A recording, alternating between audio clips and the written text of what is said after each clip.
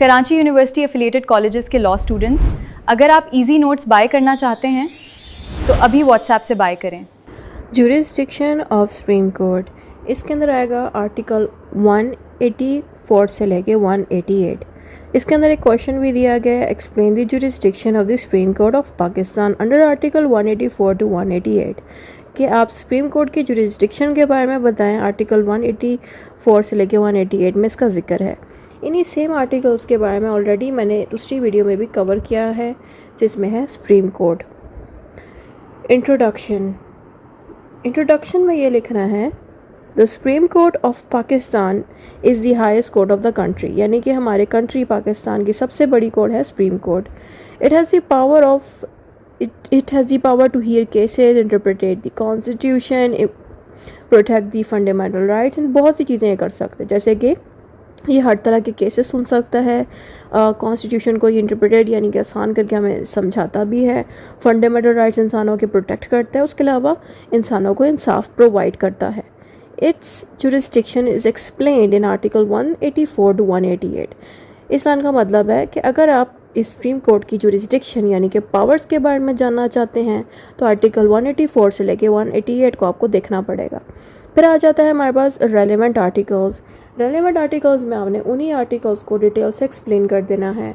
सबसे पहला आर्टिकल जिसको 184 कहते हैं, उसमें ओरिजिनल जुरिस्डिक्शन के बारे में बताया गया है। फिर आता है आर्टिकल 84(3 जिसमें public importance and fundamental rights के बारे में बताया गया है। फिर आता है आर्टिकल 85 जिसमें आती है वैलिड जुरिस्डिक्शन। फिर उसके बाद आता है हमारे पास आर्टिकल 86 जिसमें आती है एडवाइजरी जुरिस्डिक्शन। और फिर नेक्स्ट आर्टिकल है हमारा आर्टिकल 87 जिसमें है पावर्स टू इशू ऑर्डर्स। फिर है आर्टिकल 88 जिसमें है रिव्यू ऑफ जजमेंट्स। इसके बाद आएगा मीनिंग ऑफ जुरिस्डिक्शन। यहाँ पे जुरिस्डिक्शन को एक्सप्लेन करना है कि यहाँ पे 4 तरह की जुरिस्डिक्शन है जिसको एक्सप्लेन किया गया है। पहला है हमारे पास ओरिजिनल जुरिस्डिक्शन, फिर है अपैलेंट जुरिस्डिक्शन, फिर है एडवाइजरी, फिर है रिव्यू। जुरिस्डिक्शन का मीनिंग इधर लिखा है कि jurisdiction means legal authority of courts, यानी कि जुरिस्डिक्शन का मतलब है कोर्ट की अपनी अथॉरिटी, अपनी पावर्स, कि वो किसी के केस को हियर कर सके, सुन सके और फिर फैसला सुना सके, डिसाइड कर सके। जो सुप्रीम कोर्ट है उसकी 4 जुरिस्डिक्शन है। सबसे पहली है ओरिजिनल जुरिस्डिक्शन। ओरिजिनल जुरिस्डिक्शन का मतलब है कि डायरेक्टली सुप्रीम कोर्ट की तरफ ही केस जाता है, उसको ओरिजिनल जुरिस्डिक्शन कहते हैं। अपैलेंट जुरिस्डिक्शन का मतलब ये है कि केस डायरेक्टली सुप्रीम कोर्ट की तरफ नहीं आया, बल्कि वो पहले केस लोअर कोर्ट में गया, वहाँ से जाके केस सही से डिसाइड नहीं हुआ, फिर वो हाई कोर्ट में गया, फिर हाई कोर्ट के बाद फिर जाके सुप्रीम कोर्ट तक बात आई है, यानी कि पहले वो केस कई सारे लोअर कोर्ट से गुजर के सुप्रीम कोर्ट तक पहुंचा है। तो फिर इस चीज़ को कहते हैं अपैलेंट जुरिस्डिक्शन। इसके ऊपर अपैलेंट का नाम क्यों लिखा गया है कि वो केसेस अपील की शक्ल में सुप्रीम कोर्ट तक आ रहे हैं जो कि लोअर कोर्ट में डिसाइड किए गए थे, यानी कि उनकी अपील्स आती हैं, इसीलिए इनको अपैलेंट जुरिस्डिक्शन कहते हैं। यानी कि केस डायरेक्टली नहीं आया सुप्रीम कोर्ट की तरफ, बल्कि पहले वो कोर्ट दूसरी लोअर कोर्ट में केस गया, वहाँ से जाके उनकी अपील इधर आई थी। फिर आगे आता है एडवाइजरी जुरिस्डिक्शन। एडवाइजरी की पावर सिर्फ और सिर्फ आपको सुप्रीम कोर्ट के पास मिलेंगी, यानी कि हाई कोर्ट और लोअर कोर्ट्स की अगर हम पावर्स देखें, जुरिस्डिक्शन देखें, तो वहाँ पे किसी को भी एडवाइजरी जुरिस्डिक्शन की पावर्स नहीं दी गई सिवाय सुप्रीम कोर्ट के। एडवाइजरी जुरिस्डिक्शन का मतलब ये है कि जो प्रेसिडेंट है पाकिस्तान का, वो सुप्रीम कोर्ट से एडवाइस ले सकता है, क्योंकि सुप्रीम कोर्ट सबसे हाईएस्ट कोर्ट है, इसलिए एडवाइजरी जुरिस्डिक्शन की पावर सिर्फ सुप्रीम कोर्ट को दी गई हैं। फिर आता है रिव्यू जुरिस्डिक्शन। रिव्यू जुरिस्डिक्शन का मतलब ये है कि सुप्रीम कोर्ट अपने केसेस को खुद रिव्यू कर सकता है, चेक कर सकता है, देख सकता है, इसको कहते हैं रिव्यू जुरिस्डिक्शन। फिर आता है कॉन्स्टिट्यूशनल प्रोविजंस। आर्टिकल 184। आर्टिकल 184 में ओरिजिनल जुरिस्डिक्शन के बारे में बताया गया है सुप्रीम कोर्ट के। फिर आता है आर्टिकल 85 जिसमें अपैलेंट कोर्ट के बारे में सारा बताया जाएगा। फिर आर्टिकल 86 में एडवाइजरी जुरिस्डिक्शन के बारे में बताया जाएगा। फिर आता है आर्टिकल 187 जिसमें पावर टू इशू ऑर्डर्स के ऊपर बताया गया है। फिर आता है आर्टिकल 188 जिसमें रिव्यू ऑफ जजमेंट्स के बारे में बताया गया है। फिर आता है हमारे पास टाइप्स ऑफ जुरिस्डिक्शन, जिसमें ये सारे आर्टिकल्स एडेड है। तो सबसे पहली टाइप में आएगा आर्टिकल 184 जिसमें ओरिजिनल जुरिस्डिक्शन से स्टार्टिंग लेना है। इस पर लिखा है original jurisdiction means cases that can be directly brought before the supreme court. इसका मतलब ये है कि सारे केसेस डायरेक्टली सुप्रीम कोर्ट की तरफ आ रहे हैं, ना ही वो लोअर कोर्ट में गए पहले। सीधा ही सुप्रीम कोर्ट में गए हैं, इस चीज़ को कहते हैं ओरिजिनल जुरिस्डिक्शन। अब इन ओरिजिनल जुरिस्डिक्शन में किस तरह के केसेस डायरेक्टली जा सकते हैं, यहाँ पे बताया गया है disputes between federal and provincial government के, फेडरल और प्रोविंस की गवर्नमेंट की एक दूसरे के साथ अगर कोई लड़ाई लग गई है तो इस तरह के केसेस भी यहाँ पे जाते हैं। उसके अलावा matters of the public importance के पब्लिक से रिलेटेड कोई भी केस अगर आया है तो वो भी यहीं पे जाता है। फिर आगे आता है enforcement of the fundamental rights, fundamental rights के तमाम केसेस भी इधर ही जाते हैं। फिर आता है आर्टिकल 184(3) जिसमें supreme court can hear cases involving public importance protection of the fundamental rights.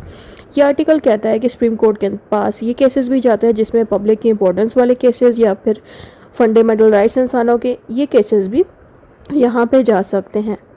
फिर आता है हमारे पास आर्टिकल 185 जिसमें आता है अपेलेंट जुरिस्डिक्शन। अपेलेंट जुरिस्डिक्शन में ये पढ़ाया जाएगा कि जो सुप्रीम कोर्ट है वो अपील के केसेस भी डील करती है। अपील का मतलब ये है कि केस लोअर कोर्ट में पहले गया था, वहाँ पे डिसीजन सही से नहीं आया, तो जो पार्टीज़ हैं जिनका केस लोअर कोर्ट में गया है उनमें से कोई एक पार्टी सुप्रीम कोर्ट में अपील कर सकती है कि लोअर कोर्ट ने सही से डिसीजन नहीं दिया, तो सुप्रीम कोर्ट इस तरह से लोअर कोर्ट की अपील्स को भी डील कर सकती है। अब वो लोअर कोर्ट कहाँ से भी आ सकते हैं, एक है यहाँ पे हाई कोर्ट, दूसरे है यहाँ पे अदर कोर्ट्स एंड ट्राइब्यूनल्स। इसका मतलब ये है कि हाई कोर्ट में जो डिसीजन लिया गया अगर वो सही नहीं लग रहा किसी पार्टी को तो वो भी सुप्रीम कोर्ट में जाता है। उसके अलावा और भी जो भी कोर्ट्स हैं ट्राइब्यूनल्स उनके भी यहाँ पे ही अपील जा सकते हैं, क्योंकि सुप्रीम कोर्ट सबसे आखिरी कोर्ट ऑफ अपील है, इसके अलावा कहीं और अपील नहीं जाएगी। फिर आगे आता है आर्टिकल 186 जिसमें बताया जाएगा एडवाइजरी जुरिस्डिक्शन के बारे में। इसमें क्या होता है कि जो प्रेसिडेंट है वो सुप्रीम कोर्ट से ओपिनियंस यानी कि मशवरे लेता है लॉ रिलेटेड मैटर्स के ऊपर, कि लॉ से रिलेटेड कोई भी इशू है, कोई भी मसला है जो कि प्रेसिडेंट को सॉल्व करना है, तो वो प्रेसिडेंट सुप्रीम कोर्ट से मशवरा ले सकता है इस आर्टिकल के अकॉर्डिंग। इस आर्टिकल में क्या होता है कि जो कोर्ट है वो प्रेसिडेंट को एडवाइस करती है कि आपने किस किस तरह से कॉन्स्टिट्यूशनल इश्यूज़ को सॉल्व करना है। फिर आता है हमारे पास आर्टिकल 187 जिसमें है power to issue orders. The supreme court can issue orders necessary to provide complete justice and enforce its decision. इस लाइन का मतलब ये है कि सुप्रीम कोर्ट कोई भी ऑर्डर नाफिज करा सकते हैं लोगों पे अगर सुप्रीम कोर्ट को लग रहा है कि अभी ज़रूरत है ऑर्डर पास करने की। डिसीजन अलग चीज़ है, डिसीजन का मतलब है एक फ़ाइनल फैसला, लेकिन ऑर्डर का मतलब है कि फ़ाइनल डिसीजन से पहले भी सुप्रीम कोर्ट कोई ऑर्डर नाफिज करा सकती है कि अगर कोई चीज़ बहुत अर्जेंट करनी है तो वहाँ पे ये ऑर्डर नाफिज करा सकती है ताकि जल्द से जल्द इंसाफ मिल सके, और फाइनल डिसीजन से पहले भी ऑर्डर जो है ये सुप्रीम कोर्ट दिलवा सकती है। फिर आगे आता है हमारे पास आर्टिकल 188 जिसमें रिव्यू जुरिस्डिक्शन के बारे में बताया गया है। रिव्यू जुरिस्डिक्शन का मतलब ये है कि सुप्रीम कोर्ट अपने ही पुराने डिसीजंस को दोबारा से चेक करती है, यानी कि रिव्यू करती है। तो इसमें लिखा ये है the supreme court can review its own judgement according to law, कि लॉ को फॉलो करते हुए सुप्रीम कोर्ट अपने खुद के जजमेंट से डिसीजंस दोबारा से चेक कर सकती है।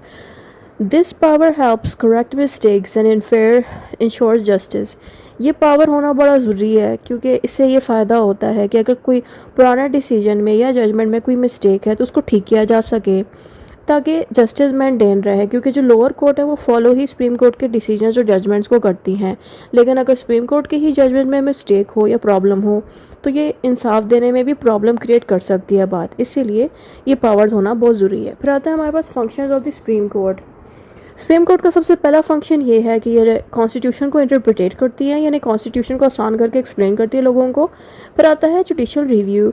जुडिशल रिव्यू का मतलब है कि गवर्नमेंट के तमाम डिपार्टमेंट्स को सुप्रीम कोर्ट चेक कर सकती है। फिर आगे आता है protection of the fundamental rights. इंसानों के तमाम राइट्स सुप्रीम कोर्ट ही प्रोटेक्ट करती है। फिर आता है सेटलमेंट ऑफ डिस्प्यूट्स। जितने भी डिस्प्यूट्स एंड प्रॉब्लम्स हैं वो सुप्रीम कोर्ट खुद ही हैंडल करती है। फिर आगे आता है maintaining rule of law. Maintaining rule of law का मतलब ये है कि supreme court he rule of law को मेंटेन करती है कि सारे लोग कॉन्स्टिट्यूशन एंड लॉ को फॉलो करें। फिर आगे आता है हमारे पास नेक्स्ट हेडिंग, वो है importance of the supreme court jurisdiction. Supreme court jurisdiction की इंपॉर्टेंस का मतलब ये है कि जितनी भी पावर्स अभी हमने पढ़ी ये सुप्रीम कोर्ट के पास होना क्यों इंपॉर्टेंट है। उसका रीज़न ये है कि इससे हमारा कॉन्स्टिट्यूशन प्रोटेक्टेड रहता है, हमारे फंडामेंटल राइट्स प्रोटेक्टेड रहते हैं। कोई भी हमारे राइट्स ख़राब करेगा तो सुप्रीम कोर्ट आगे से एक्शन लेगी, हेल्प करेगी। उसके अलावा ये फाइनल जस्टिस प्रोवाइड करती है। फिर आता है रूल ऑफ लॉ को ये मेंटेन करती है, तमाम कॉन्स्टिट्यूशन से रिलेटेड जो भी लड़ाइयाँ या डिस्प्यूट्स लगे हुए हैं वो सारे ये केसेस सॉल्व करती है, डेमोक्रेसी सिस्टम को स्ट्रेंथन करती है। फिर आगे आता है हमारे पास कॉन्स्टिट्यूशनल सेफगार्ड। कॉन्स्टिट्यूशनल सेफगार्ड का मतलब है कि यही सुप्रीम कोर्ट कॉन्स्टिट्यूशन को सेफ रखने का काम करती है। और इसमें ये भी बताया गया है जुडिशल इंडिपेंडेंस के बारे में कि जो सुप्रीम कोर्ट है वो इंडिपेंडेंटली वर्क करती है।